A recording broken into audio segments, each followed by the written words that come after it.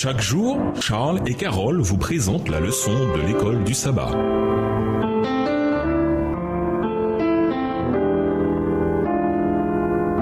Bienvenue dans votre émission. Dieu nous parle. Nous voilà à la leçon de mercredi. Babylone la Grande. Lisons les textes suivants. Que nous apprennent-ils sur Babylone? Jérémie 51, les versets 6, 7, 53 et 57. Zacharie 2, le verset 7. Apocalypse 17, les versets 5 à 6. Et Apocalypse 18, les versets 2 à 3. Jérémie 51, les versets 6, 7, 53 et 57. Fuyez de Babylone et que chacun sauve sa vie, de peur que vous ne périssiez dans sa ruine. Car c'est un temps de vengeance pour l'Éternel. Il va lui rendre selon ses œuvres. Babylone était dans la main de l'Éternel, une coupe d'or qui enivrait toute la terre. Les nations ont bu de son vin. C'est pourquoi les nations ont été comme en délire. Verset 53. Quand Babylone s'élèverait jusqu'aux cieux, quand elle rendrait inaccessibles ses hautes forteresses, j'enverrai contre elle les dévastateurs, dit l'Éternel. Verset 57. J'enivrerai ses princes et ses sages, ses gouverneurs, ses chefs et ses guerriers. Ils s'endormiront d'un sommeil éternel et ne se réveilleront plus, dit le roi, dont l'Éternel des armées est le nom. Zacharie 2, le verset 7. Sauve-toi, Sion, toi qui habites chez la fille de Babylone. Apocalypse 17, versets 5 et 6. Sur son front était écrit un nom, un mystère, Babylone la grande, la mère des impudiques et des abominations de la terre.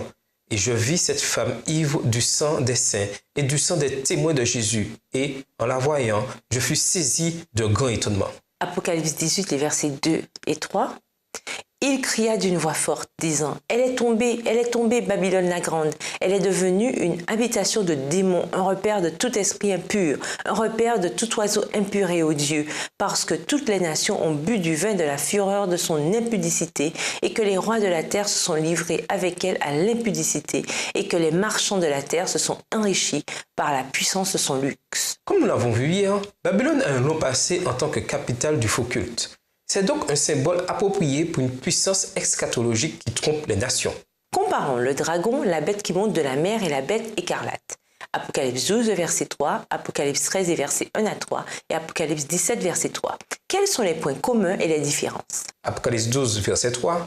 Un autre signe parut encore dans le ciel, et voici c'était un grand dragon rouge, ayant 7 têtes et 10 cornes, et sur cette tête 7 diadèmes. Apocalypse 13, versets 1 à 3. Puis je vis monter de la mer une bête qui avait 10 cornes et 7 têtes, et sur ses cornes 10 diadèmes, et sur ses têtes des noms de blasphème. La bête que je vis était semblable à un léopard. Ses pieds étaient comme ceux d'un ours, et sa gueule comme une gueule de lion. Le dragon lui donna sa puissance et son trône, et une grande autorité. Et je vis l'une de ses têtes comme blessée à mort, mais sa blessure mortelle fut guérie, et toute la terre était dans l'admiration derrière la bête. Apocalypse 17, verset 3. Il me transporta en esprit dans un désert, et je vis une femme assise sur une bête écarlate, pleine de noms de blasphème, ayant 7 têtes et 10 cornes. Ces 3 bêtes ont 7 têtes et 10 cornes, qui représentent la somme totale de têtes et de cornes de Daniel 7. Chaque empire successif a été bâti sur le précédent. De la même manière, la bête écarlate combine des éléments du dragon et de la bête qui monte de la mer, qui symbolisent respectivement la Rome païenne et papale, ainsi que de la bête qui monte de la terre. Apocalypse 13, versets 11 à 14, regroupant les 3 puissances, c'est-à-dire tous les ennemis de Dieu, en une véritable coalition. Élément supplémentaire d'Apocalypse 17, la femme montée sur la bête écarlate qui représente une union illicite de puissance religieuse et politique. Cette femme est totalement à l'opposé de la femme pure d'Apocalypse 12. La femme pure d'Apocalypse 12 est au ciel, vêtue du soleil, couronnée de 12 étoiles, attraquée par le dragon, mère du reste. Tandis que la prostituée d'Apocalypse 17 est assise sur de grandes eaux, vêtue de pourpre et d'écarlate, ornée d'or, de pierres précieuses, de perles, soutenue par le dragon et mère des prostituées. En tant que mère des prostituées, Babylone a été occupée à se reproduire. L'Église apostate a beaucoup de filles apostates. Mais Dieu n'est pas l'auteur des erreurs promulguées et des atrocités commises par le christianisme apostat. Son véritable peuple, bien qu'attaqué par Satan, a survécu au fil des siècles.